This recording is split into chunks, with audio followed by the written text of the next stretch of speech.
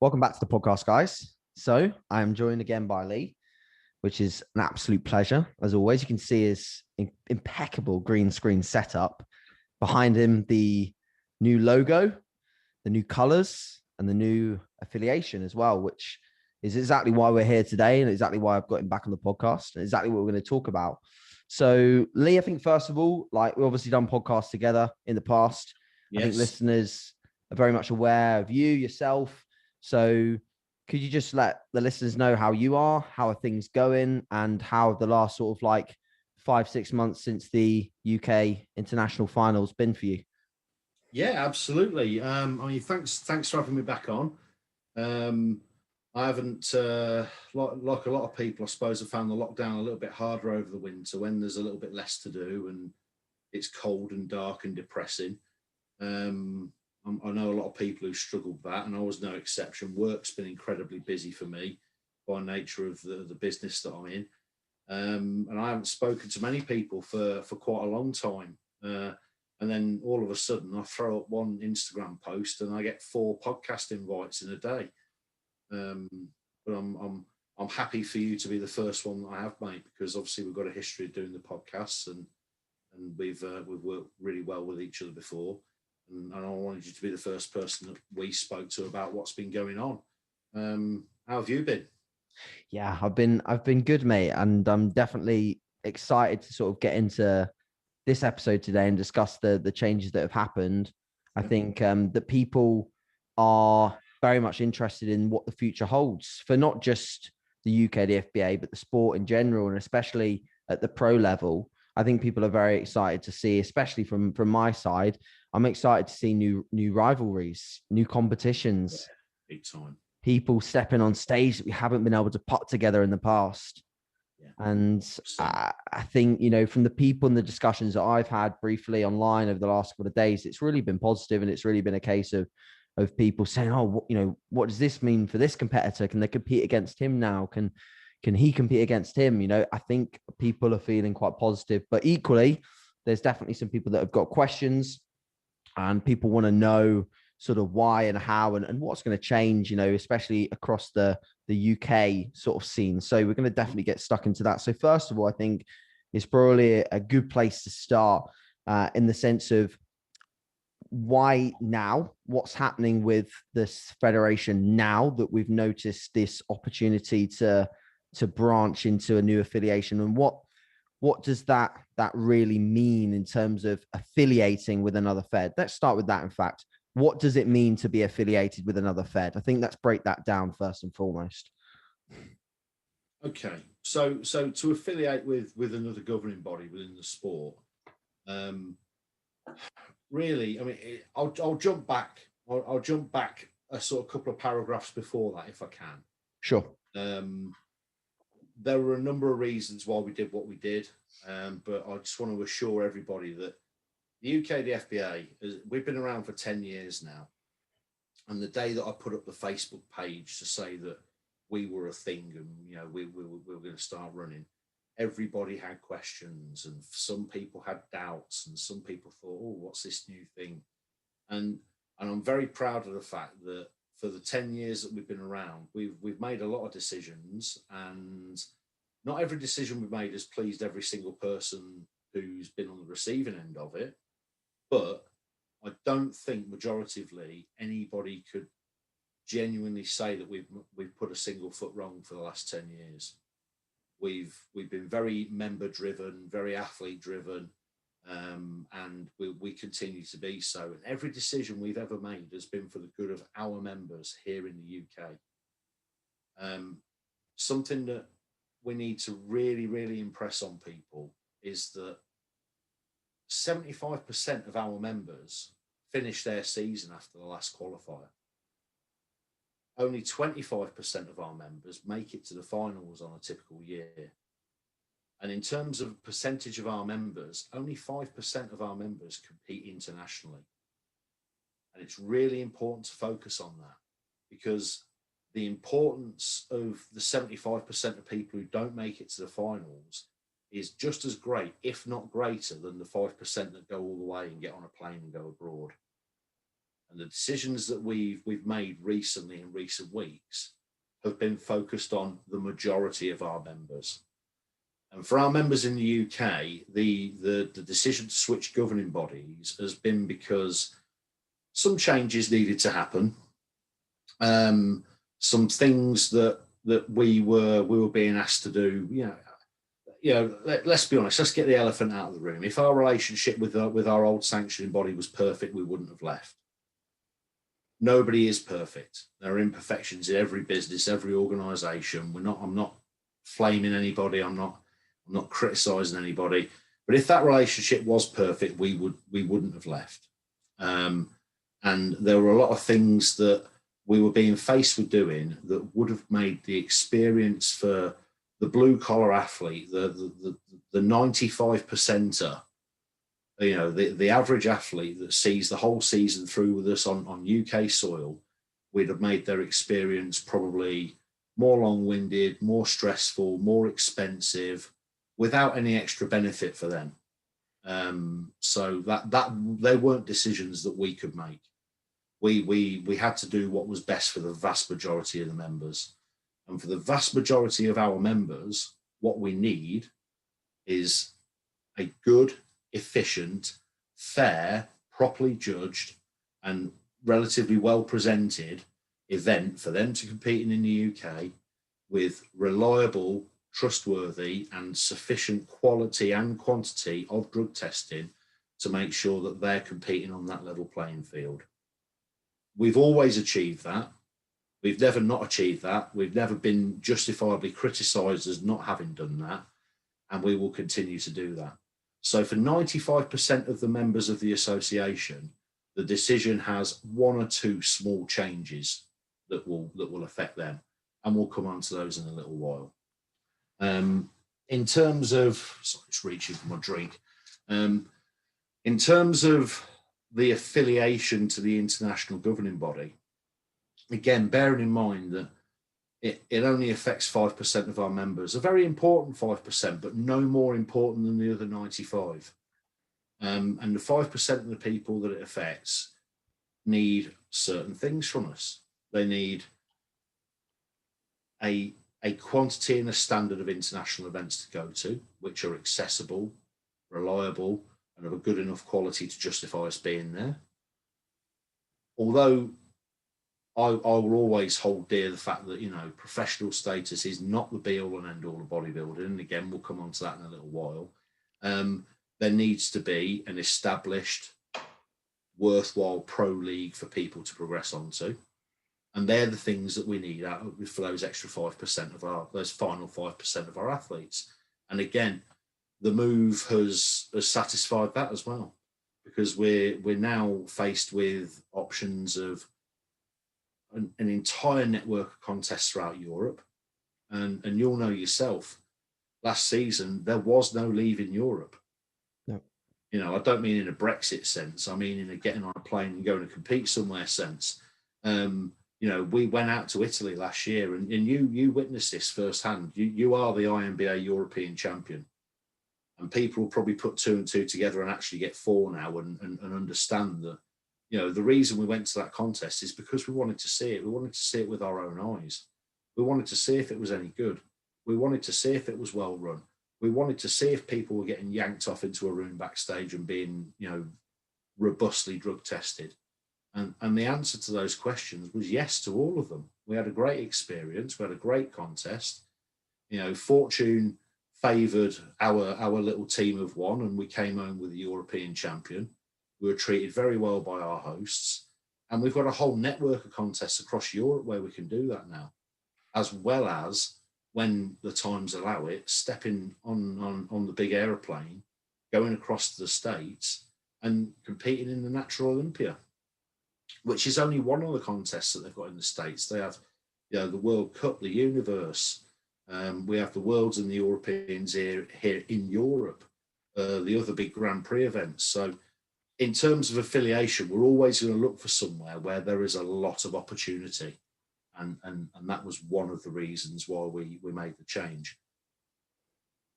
Okay, fantastic. I think that definitely covered everything people wanted to know from a perspective of, you know, the basic description of why.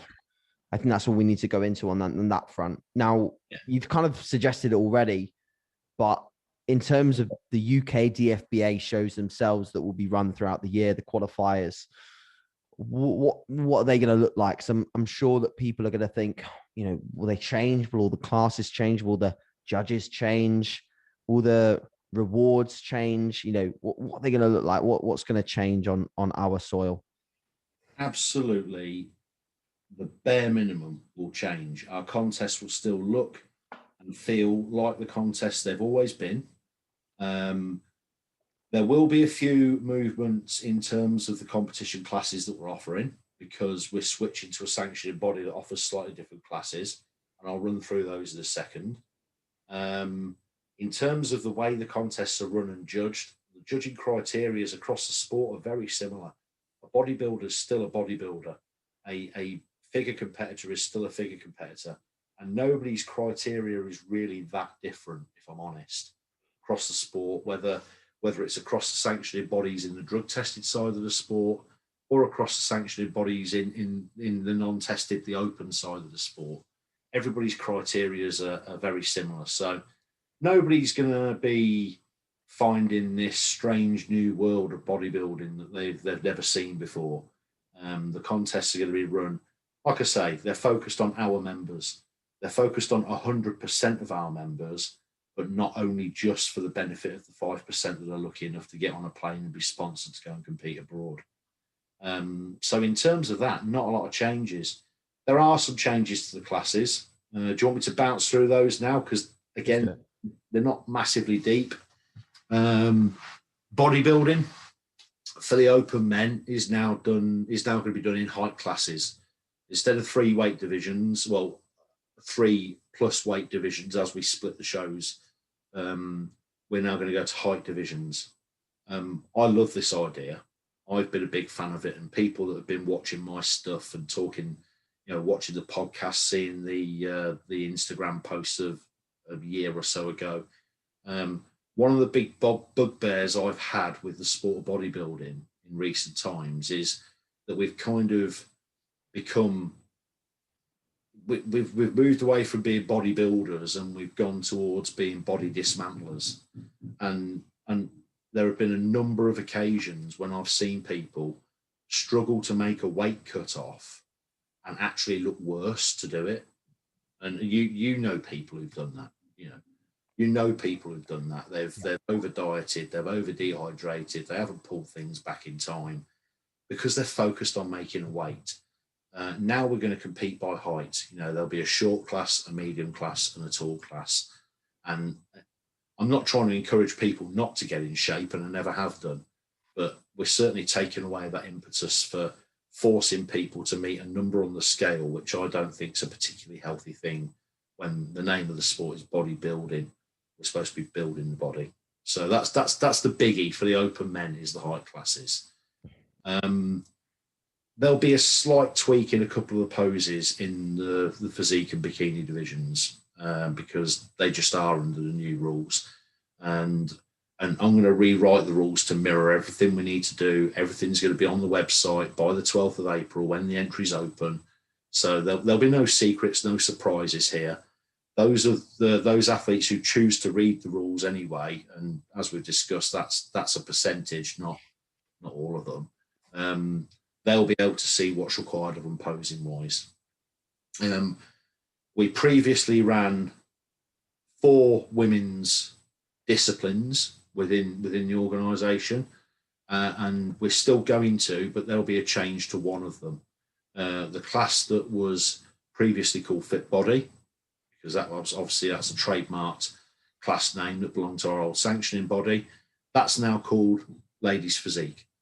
That's what I thought, yeah. That's pretty much it. Yep. Criteria is the same. The way we want the ladies to look is exactly the same. 1 or 2 of the poses are hit slightly differently. Again, they'll be on the website. And there are some incredible resources. If you go to the INBA Europe website, if you go to the INBA Global website, they've got those poses demonstrated in photographic form on there. So that's that. And there'll be the last thing that there's going to be a slight tweak on is there'll be a very slight tweak on the age limit for juniors. Currently in junior competition, we allow people to compete up until the age of 23 years. So if you're 23, you're a junior. Previously, that meant that somebody that was 24 a month after our finals was still a junior. That won't be the case anymore. To compete as a junior, you have to be 22 at the start of the year. If you turn 23 midpoint and midway through the year, if you turn 23 on January the 2nd, not a problem. But you have to be 22 when the clock strikes midnight on New Year's Day. So it'll make the junior age limit different by a few months, but again, perfectly reasonable and fair thing to do. I always felt that people that were just about to hit 24 were too old to be juniors, if I'm honest. And in terms of classes wise, that's your lot. That's all we're changing. INBA Global do have other disciplines, sports modeling, some more sort of fitness glamour classes. We're not adopting any of those. We aren't adopting any of those. They also run classic bodybuilding, classic physique for men. Again, at this point in time, we're not adopting that division. We thought long and hard about it, especially when we considered how height classes would affect splits in classes as opposed to weights. But I've gone through the data of the last couple of years of our competitions, and pretty much, with one or two exceptions, pretty much anybody that was competing as a lightweight previously is going to be in the short class. Anybody that was middleweight, the two middle divisions, they'll be medium class. And conversely, the heavier guys will be in the tall class. So we're not going to adopt classic physique at the moment. I think the clincher to this was when I had a conversation with Mark Oakes about it. He said if somebody with a great physique rolls in with a shape like Frank Zane or Bob Paris, they're probably going to win the bodybuilding anyway. Yep.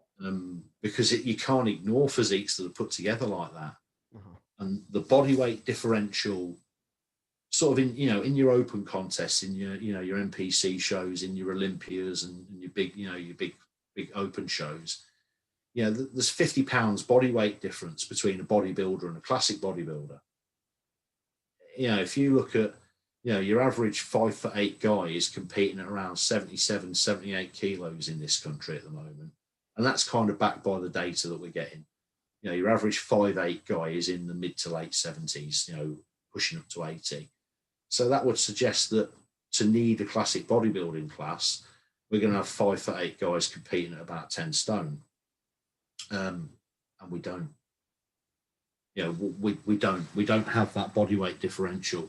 We don't have that need to separate bodybuilding from classic bodybuilding like the untested sport does, in our view. Yeah.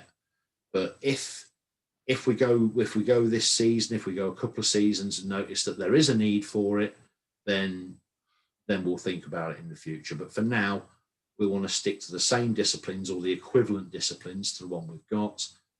Keep breeding the same quality of athletes. Keep supporting. We're just as passionate about the man or woman who comes 8th, 9th, 10th in a novice division in an early season show. We're just as passionate about that person as we are about the person who, we jump on a plane back from wherever we've gone through with a gold medal in a major international contest.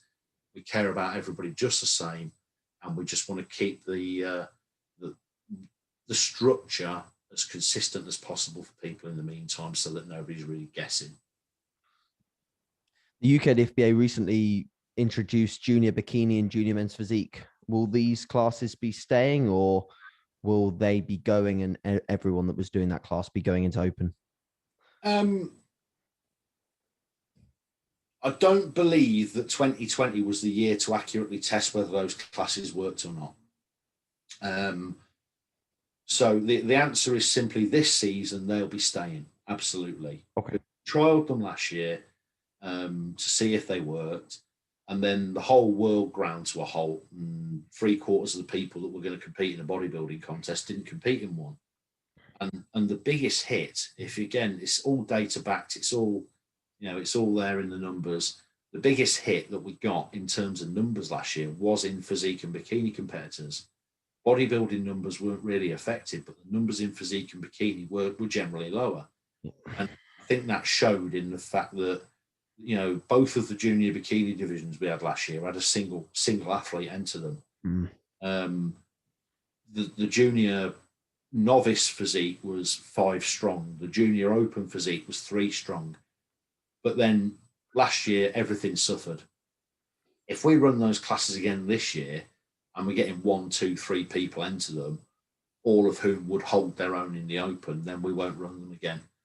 We will only run classes where there is an absolute need, an absolute demand to run it, and it's a benefit for somebody. Yeah. From an athlete perspective, I know myself, I've definitely always been very motivated by the journey and the ladder of shows that you could potentially run with the UKDFBA. I always loved the idea of doing a qualifier, trying to win the British and trying to get to Worlds. That was always something that I always looked upon as a pathway for me. So you mentioned European shows, you mentioned the Olympia. What pathways do we now have as a result of the affiliation, and what can it look like for the athletes now? It looks better and deeper than it's ever looked before. I mean, like I say, things in the UK haven't changed. The contest structure in the UK is still what it is. There is a European Championship every year, and you've competed in it. And I'll throw this back at you. How was that contest? Brilliant. Especially considering the circumstances, like we went the weekend before Italy went into a full lockdown. So, travel was harder than it will be normally in normal times. But when we got to the show, fantastic, treated really well. The backstage environment was probably some of the best I've ever had in terms of the separation of classes and people pulling you in at the right time and knowing exactly where you needed to be. The stage was brilliant. The venue was really nice. The tan was out of this world. And yeah, I mean, just everything was super smooth. From the point of arriving to the point of winning the show. So yeah, it was very, very good. And that was on a year where probably 50% of the countries in Europe that support these events weren't even able to go there. Yeah. We had you won a division where there were athletes. There was yourself for the UK. There was Spain, France, Germany, Slovakia, and Italy. Yeah. A number of countries' athletes all in the same class. Very international flavour. Some real hard battles on that stage. You ended up in the overall being dropped in next to the tall class winner, who was Eric Toth from Slovakia, who's got an incredible contest history. He's a guy that actually got pro status and decided to give it up because he prefers to compete as an amateur. And that's something, again, what's wrong with that? Now there are this network of shows. Not everybody wants to get on a plane and travel 8-10 hours to the States to compete. We were 2 hours door to door, London to Pisa. Easy flight, no jet lag, relatively inexpensive, but still a great international competition experience. And I was saying, I think it might have been yours, saying it to on the phone a while ago when we were planning the podcast. If you look back, a great friend of mine who, I hope people still remember and still hold in high regard, Mike Williams, who I worked with years ago when I was an official in the NPA.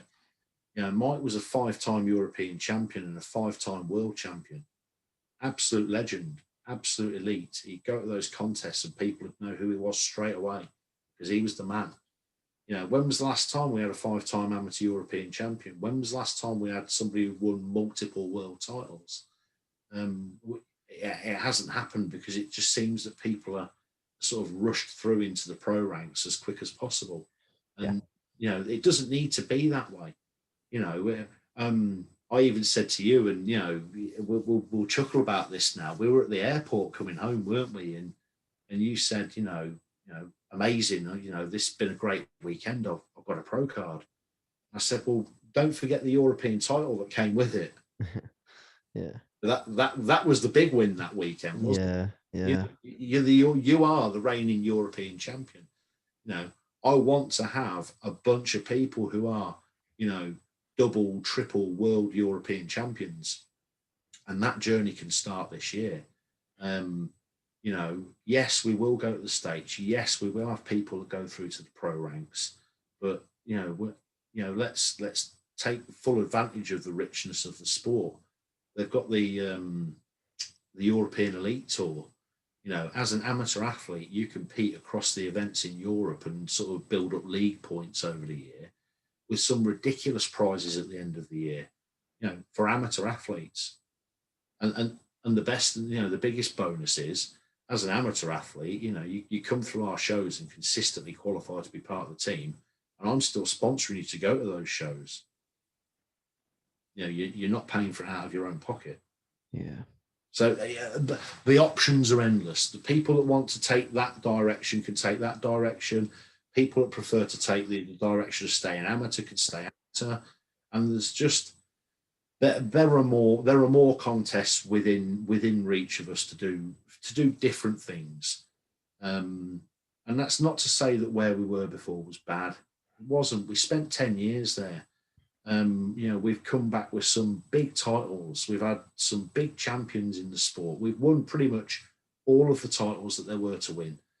And, I've left our affiliation with the WNBF with some very, very happy memories. But it's time for a new challenge. It's time to approach a new horizon.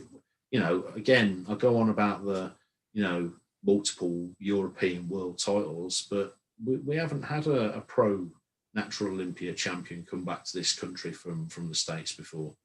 That's one medal that's never got on a plane with us. And, maybe now it's time. Maybe now it's time to add that one as well. Somebody's got to be the first. And it's a new challenge. It's a new horizon. Yeah.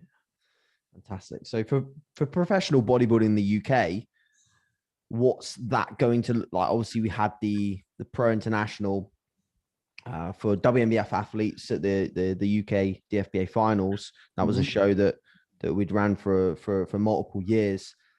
What's it going to look like? Obviously, we haven't got, apart from the potential switch for current WNBF pros, like how is that going to happen? How is that going to take place? For example, someone like Ben Howard, is he now going to switch to having a PNBA pro card and compete as a PNBA pro? And then are you going to then have a UK pro finals within this year or within next year? Like, what's that kind of look like for professionals in the UK? Pro status, and it's a semi-provocative question without meaning to be one. One of the things that has attracted me towards the affiliation with the INBA, PNBA Global is that pro status is recognised uniformly. I'm going to be honest, one of the most embarrassing things I've ever had to do as a show promoter in 25 years of promoting bodybuilding shows, one of the most embarrassing things I've ever had to do was to force Andrew Chappelle and Steph Noble to compete as amateurs a couple of years ago. Yeah. Their pro status wasn't recognised. It's shameful. They're top-level pro athletes. They shouldn't be forced to prove that they were pro athletes. We don't have that issue anymore. So anybody who holds a reputable, recognised natural pro status is welcome to take up PNBA pro membership. A number of people have already said that they're going to do that. It doesn't mean that they're switching or moving sides, or it's not an us versus them thing. It's nothing to do with that. It's about giving opportunities. There's a massive network of pros in Europe already. We've got a lot of people over in the States who really want to come over and compete in the UK, which is something we've never really had that much of before. We've had one or two, but yeah. A dozen emails from countries like UK, the US, Australia, South Africa, this week alone with people wanting to compete with us. So the Pro International still exists. We will be adding new classes this year. There will be more classes in the Pro International. The prize money will be there to support the athletes, and any bona fide pro bodybuilder who wishes to join the PNBA and come and take part in that show can take part in it. I expect it to be just as big, if not bigger, than any pro show we've ever had. Fantastic. That should be something to definitely look forward to for sure. We've got listener questions. Is there anything you particularly wanted to cover that you felt that we haven't covered already within this sort of first half an hour that you want to particularly go into, Lee? Two things very quickly. Okay. One thing that I want to make abundantly clear about the switch of affiliations: our drug testing program will be as rigorous, if not more rigorous, than it has ever been before. We now operate off the WADA ban list. The way that plays out and the way that it applies to you will all be in the rules when I put them on the website, and it is really important that you read them. But the WADA ban list is more extensive and it is more prohibitive than anything we've worked from before. The urine testing that we perform will be WADA accredited. We will still continue the same drug testing methods we have always continued. We have the autonomy to do that. So we'll still be using lie detector technology in our shows in the UK. We will still be doing everything that we need to do to keep the sport as clean as possible. And I know that somebody's going to ask, is the testing going to be different or whatever? So that's that question answered. We're actually going to employ out-of-season testing more than ever. It has been done in the past, but not to the degree I wanted it to. We're now going to be doing more out-of-season testing as well. That could look like a number of things.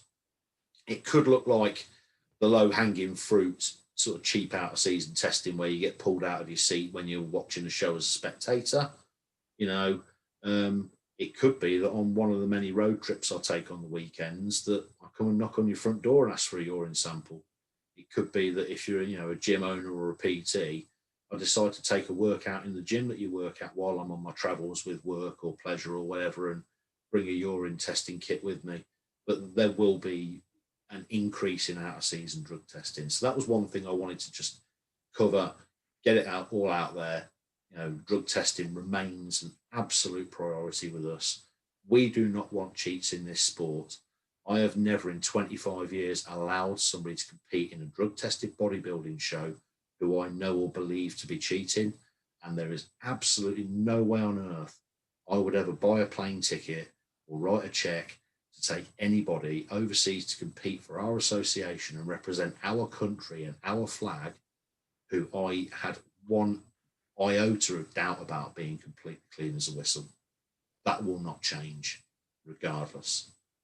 The other big thing is the opportunity that we've got to host some of those big international events. I know a number of people, like I say, from the US, Australia, South Africa and beyond, they want to come to the UK and compete.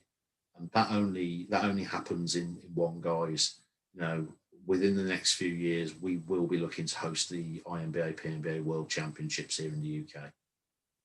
It's been a lifelong dream of mine as a promoter, and I will do it. It will finally happen. We will host the Worlds in the UK, and it will be like something you've never seen before in this country.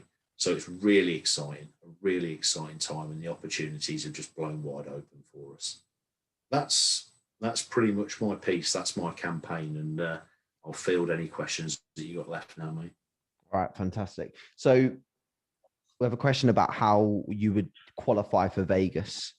So for those that didn't know, obviously in the past, you'd win your class, the UK finals, and then you qualify for Worlds. In most cases, in some cases it's slightly different, but for the most part, you'd have to win your class. So how does it look now? Yeah, and that doesn't change. Okay. That doesn't change. But what everybody needs to remember is the Natural Olympia is not the only international show that we'll be supporting. Yeah. Yes, I know people want to go to the Olympia, and I know people like to go to the States, but our first stop after the UK Championships is the Worlds in Bucharest in Romania, an absolutely stunning country that I can't wait to visit. Adrian, who's the INBA president over there, is already desperate to get us over there competing in his show. He can't wait to meet us. So a good crop of our athletes will be going first and foremost to the Worlds in Bucharest. The Olympia is a couple of weeks after that. Some of the athletes that go to Bucharest will go on to the Olympia. Some of the existing pros will go straight to the Olympia. Once you're a professional, the world's your oyster. You can do as you please, but remember, you are doing it off your own dollar. But yeah, the qualification process remains the same. Performing at a very high level in the UK is the bare minimum requirement. You also have to conduct yourself very well. And I've said this before, if you're coming on stage and not hitting the correct poses, then I'm not going to spend a ton of money to take you to an international contest and have you hit the wrong poses there. If you've got a foul attitude backstage, then I don't want to live with you for 3 days. If you refuse to help people who need a little bit of help, then you're not going to be a great fit on a team. So yeah, a high level of performance in competition is the main thing that will get you an invite to an international show. But if you're an absolute dick that doesn't give two hoots about the sport, then even winning your class might not get you there, if I'm honest. Team representation is about representing us as an organisation, as a country, and one person's behaviour reflects on the entire team, doesn't it, as you well know. Yeah. How many pro cards will be awarded this year in the UK? No more or no less than already have been. Okay. The UKDFBA will never be an exercise in dishing out cereal box pro cards. Now there is even less excuse than ever to do that because there are more opportunities to compete as an amateur. Truly exceptional athletes will be offered pro status, as they always are. But there has absolutely never been a hard and fast rule that if you win overall men's bodybuilding at our UK championships, then you are automatically a professional. It just so happens that every overall winner has been offered pro status.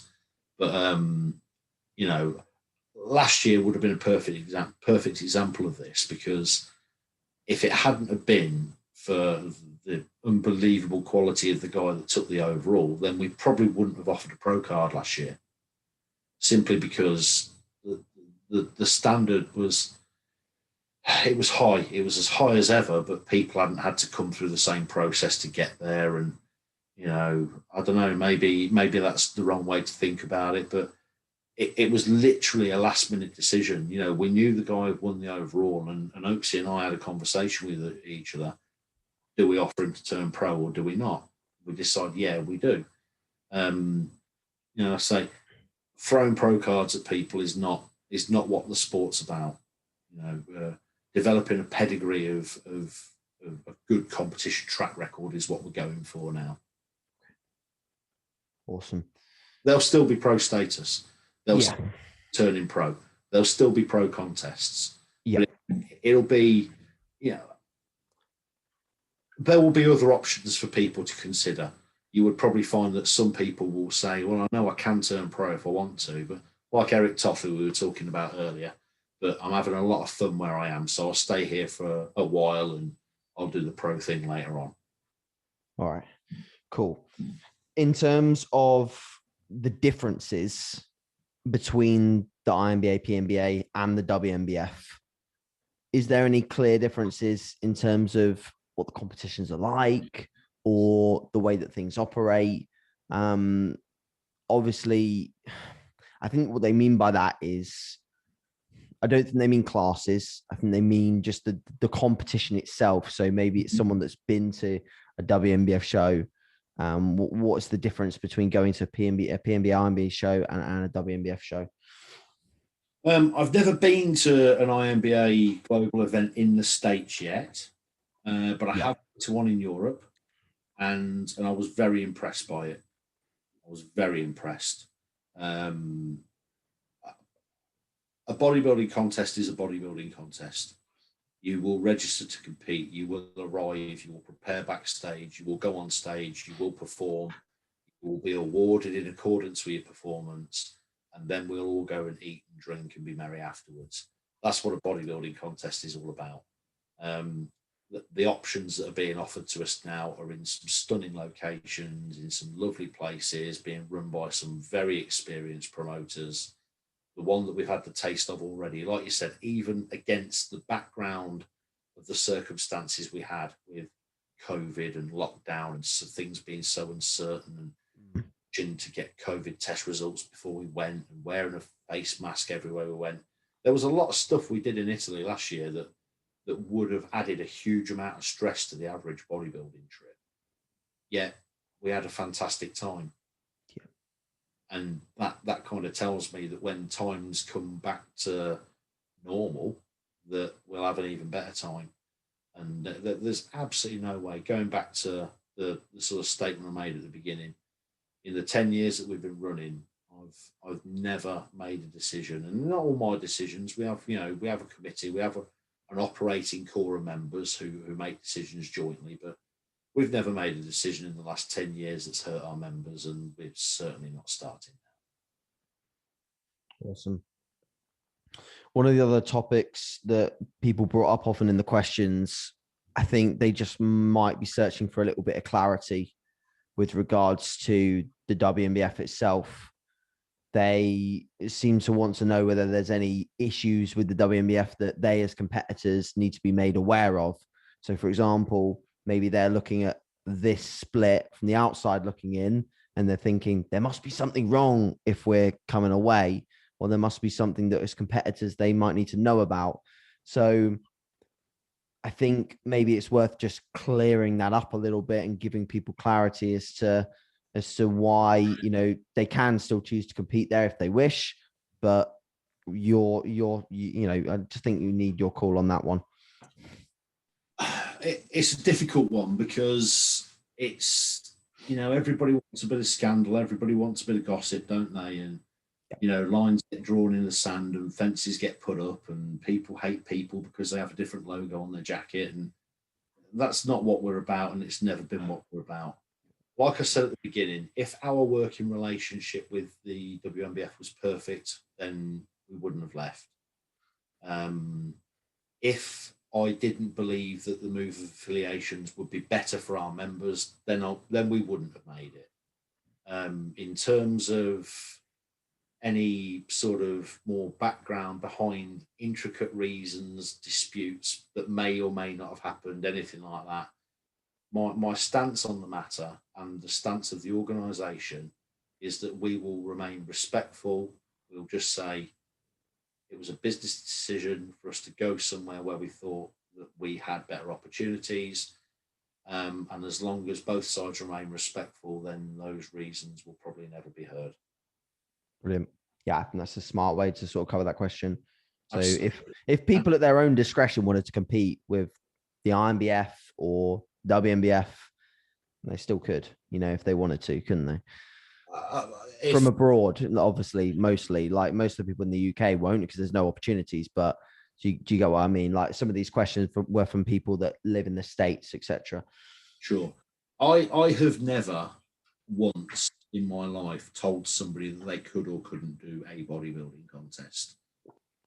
It's ridiculous. It's childish. It's puerile. I don't believe in it. I don't believe that athletes should be told what they can and can't do. I don't discriminate against people who compete elsewhere. I've got no time for it.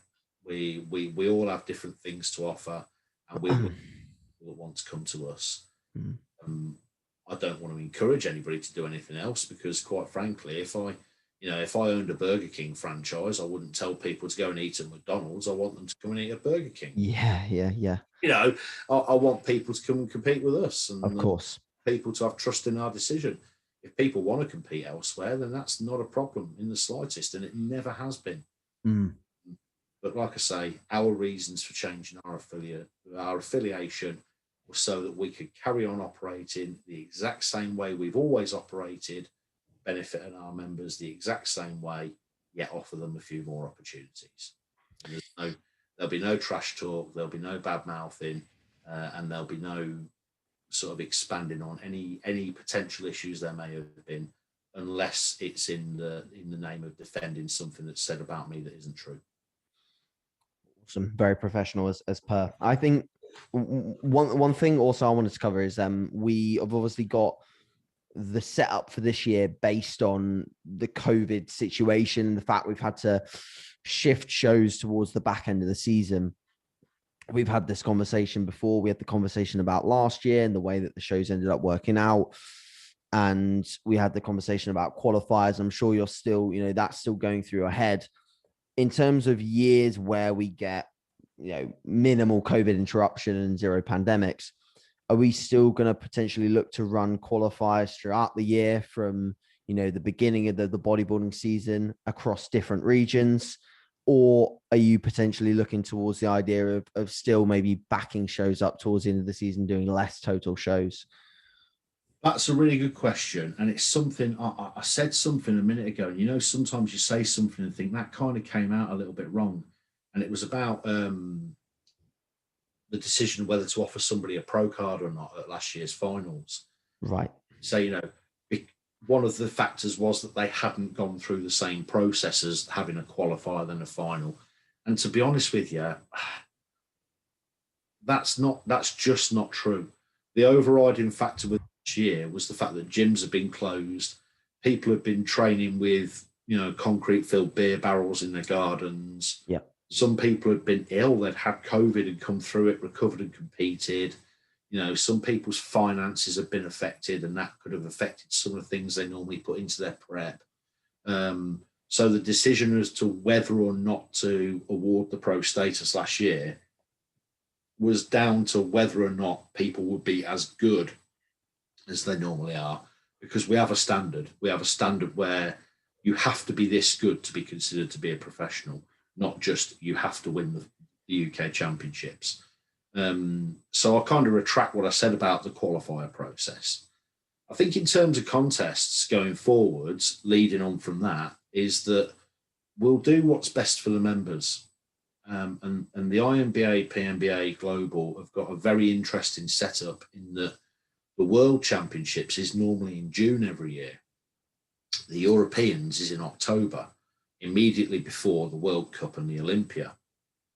So in future, to fit in with that sort of Grand Prix tour of contests, it might be necessary to have a big contest, a big team selection contest earlier in the year.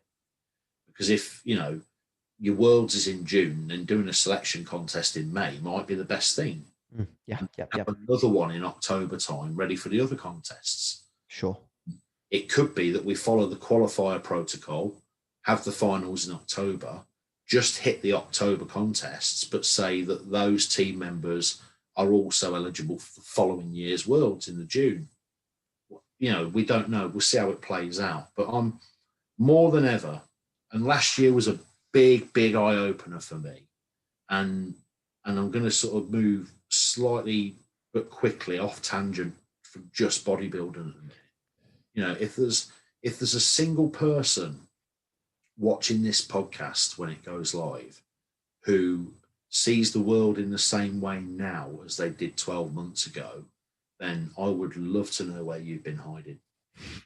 Because we've all found a new appreciation for the things that really matter in life, the time that we spend with family, friends and loved ones that we haven't been able to do, the times that we spend socially, traveling to go on holiday, our health, our finances. Good Lord. I mean, there was a point last year where we couldn't even buy toilet paper. Am I wrong? No, mate, you're right. Totally right.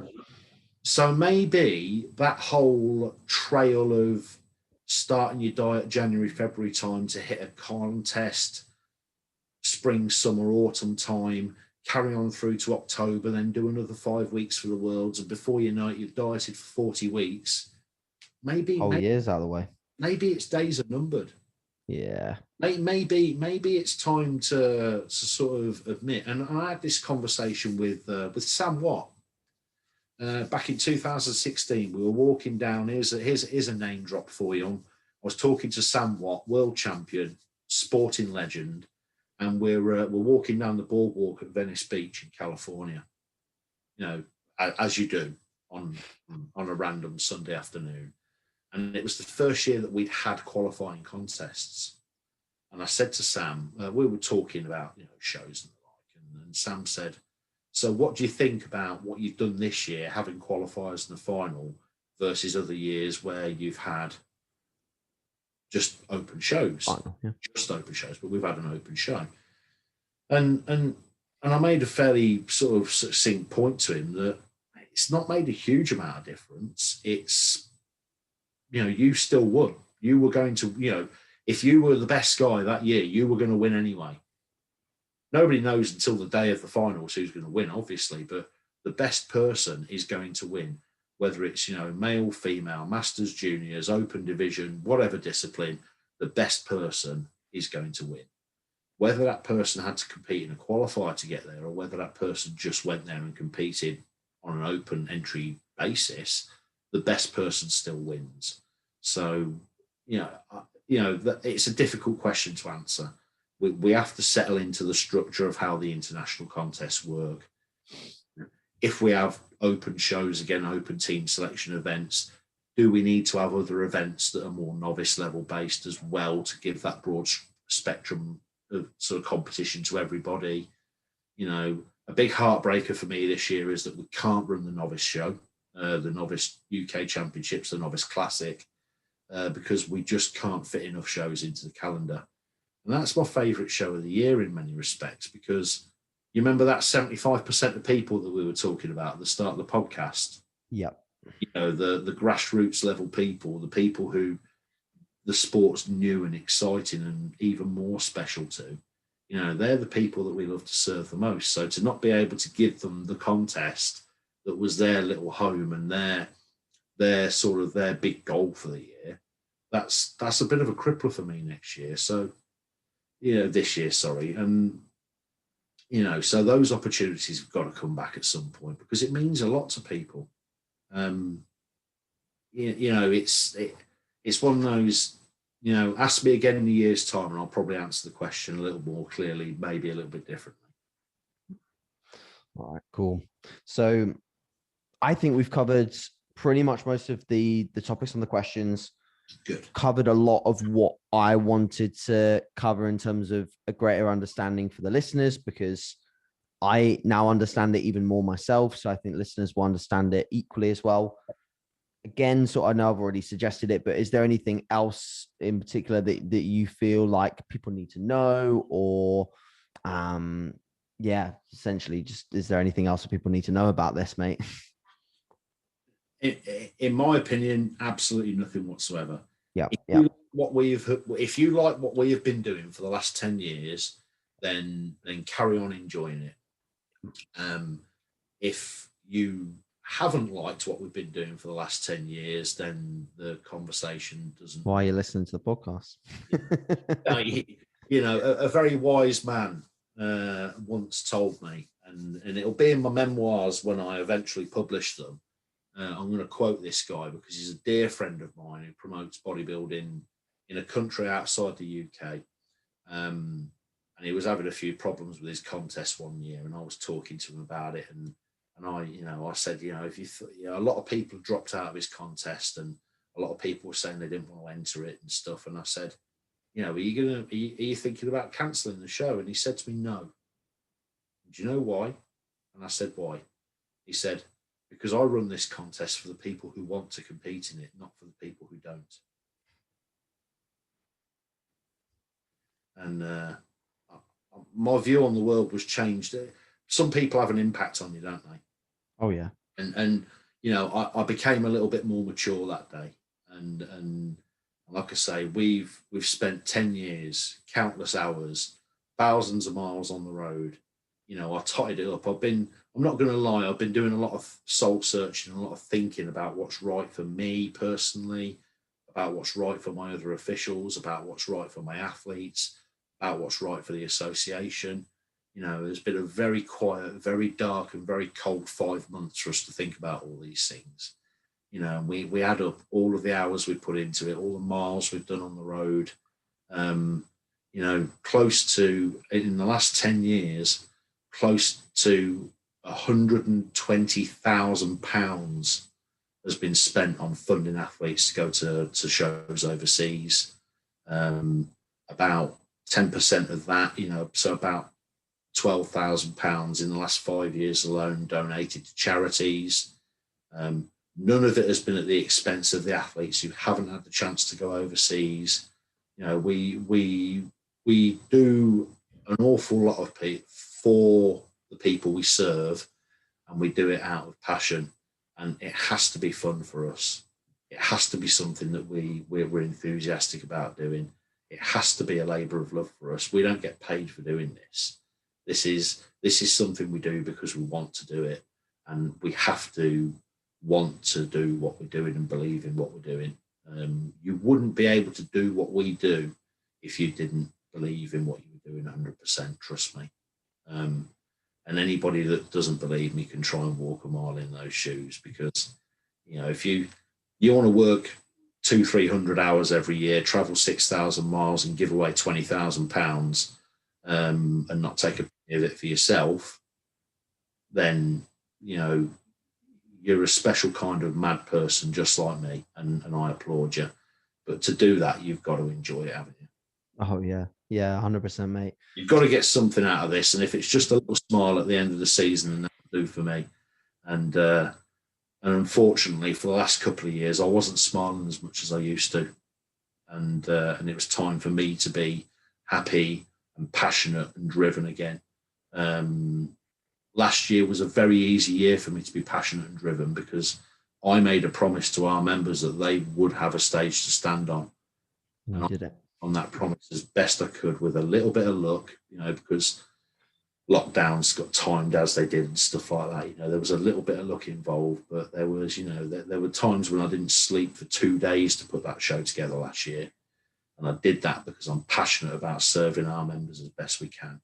And to have the energy to continue doing that as much as I do it, and as much as the officials that work with me do it, we had to find a way to start enjoying this more again. And we found it, and we're about to set off down a new path that's going to bring us lots of new adventures. We're going to make lots of new memories. We're going to have some fantastic times, and we're going to add those to the great memories that we've already got. And it's just going to, when the time comes, when the curtain falls for the very last time, we'll be able to look back and say, we enjoyed that. It was all for something. Awesome. Yeah, mate, I think that's been fantastic. And yeah, it's just, really, really cool to hear those words, because I know how passionate you are about it. It puts me back a little bit, hence why I don't really know what to say. But yeah, for anyone listening, like, from me personally, I know a lot of people listen to this podcast for me, and they know me well, but I've never met someone so passionate about the sport. So you can be rest assured that whatever decision Lee is making is for you guys. If you're a competitor and you're listening to this decision is a positive move, and it's for you. It's to make your journey better. It's nothing to do with Lee. It is putting you guys first. He always does that. So you can be very, very confident about that for sure.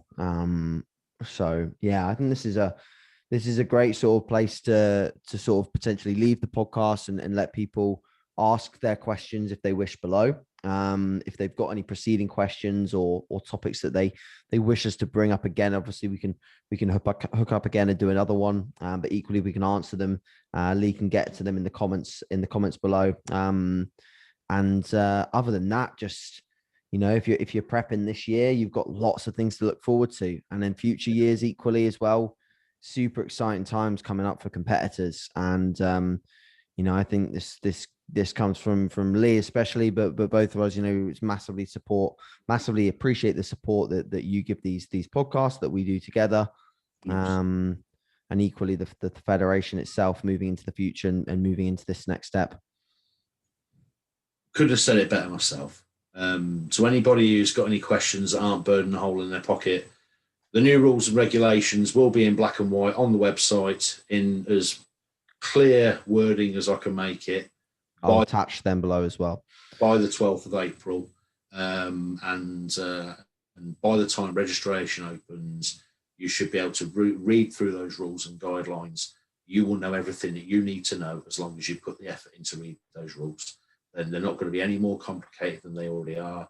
They're just going to be a little bit different. And we look forward to seeing everybody throughout the season. We look forward to seeing everybody when they've had the chance to train in the gym for a few months. We look forward to seeing everybody when they're not so terrified of this pandemic anymore, because, you know, people are being vaccinated and, you know, the rates are going down and people can be healthier and happier. I want to see people come to bodybuilding shows and hug each other, you know. Yeah. I see people come to the shows and, you know, guys backstage, guys and girls backstage helping each other pump up because they don't have to be 2 meters away from each other. I want people to walk on stage without a face mask on, you know. I want us to be back to normal, and I want us to really, really carry on enjoying what we love doing. 30 years for me this year since I first lifted a weight. 26 years since I promoted my first bodybuilding contest, which is bizarre.